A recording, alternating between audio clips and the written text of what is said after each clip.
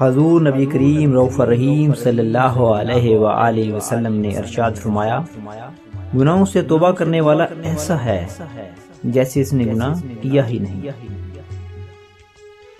حضور نبی کریم صلی اللہ علیہ وآلہ وسلم کا ارشاد گرامی ہے، اللہ تعالیٰ ہر معاملے میں نرمی کو پسند فرماتا ہے۔ نبی کریم صلی اللہ علیہ وآلہ وسلم نے ارشاد فرمایا، جس شخص کو یہ پسند ہو کہ اس کی عمر دراز ہو اور اس کے رزق میں اضافہ ہو، تو اسے چاہیے کہ وہ اپنے والدین کے ساتھ نیک سلوک کرے، ان پر صلہ رحمی کرے۔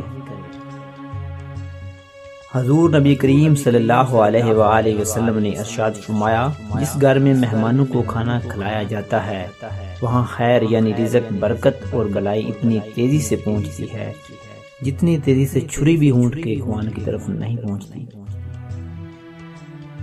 حضور نبی کریم صلی اللہ علیہ وآلہ وسلم کا ارشاد گرامی ہے، جو حق پر ہونے کے باوجود جھگڑا نہیں کرتا، میں اس کے لیے اہل جنت میں گھر کا ضامن ہوں۔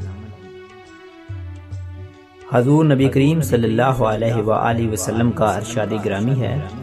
دعا نفع پہنچاتی ہے، ان بلاؤں کو ٹالتی ہے جو نازل ہو چکی ہیں اور ان بلاؤں کو جو بھی نازل نہیں ہوئی، اس لیے تم لوگ دعاؤں کا اہتمام کیا کرو۔ فرمان مصطفیٰ صلی اللہ علیہ وآلہ وسلم، اگر تم اپنے دل کو نرم کرنا چاہتے ہو تو مسکینوں کو کھانا کھلاؤ، یتیموں کے سروں پر شفقت سے ہاتھ پھیرو۔ حضور نبی کریم صلی اللہ علیہ وآلہ وسلم کا ارشاد گرامی ہے،